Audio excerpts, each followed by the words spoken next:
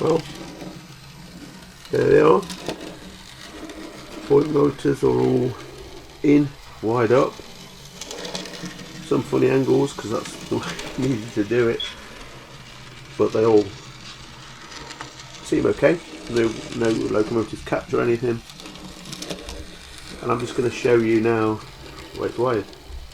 So you can see from here they all come with 3 wires pre-fitted, red, green and black, and I've got all 7 of those wired in, but instead of green I've got yellow wire to these. You see, just basically there's 8 banks here and I'm using 7 of them, and they'll throw the points with those switches. Using my trusted Model D, and those of you who've used these before, basically you get track 1, track 2, you get a 12 volt supply and you get a 16 volt supply you can use to change points. So I'm going to put the 12 in there too, but I won't be using that for a while because they're not plugged in.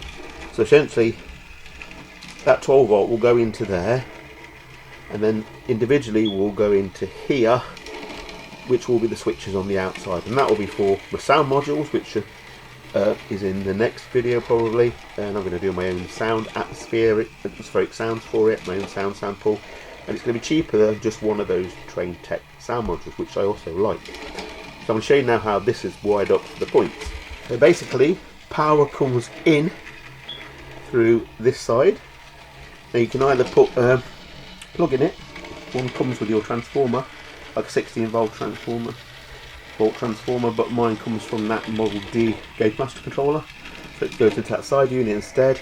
You can buy 2, I don't know what they call them, capacitors or what versions, or 4, so I've gone for the 4 because it's a bit more oomph.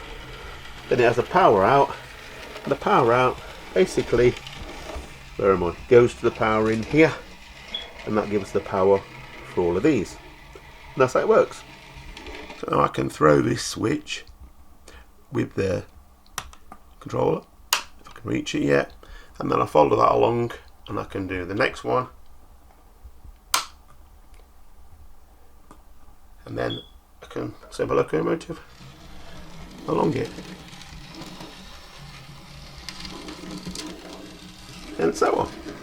Okay, I'm going to try and remember this sequence because I'm probably going to get this wrong because I'm doing it without looking. That was already the wrong one. That was the right one. No, this one. Yes, that one's. Where are you going? That won't matter, and the others won't matter, I don't think. So let's get it going.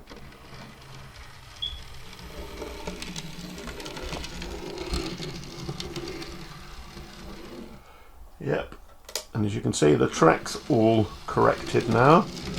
Get this back. Now I think I need to change that one, I think.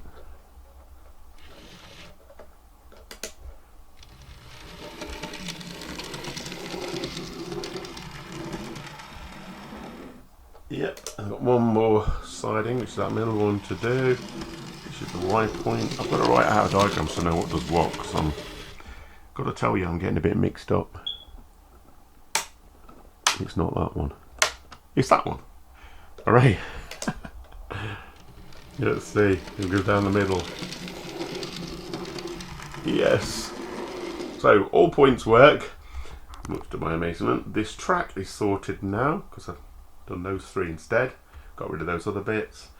Next is going to be, oh incidentally, I only tack these in, look, as you can see, very scruffily with, just till I know they all work, then I tend to put PVA around them and pull those pins out, because they look a bit unsightly, but they're just positioning to make sure all those points change okay, and they all do.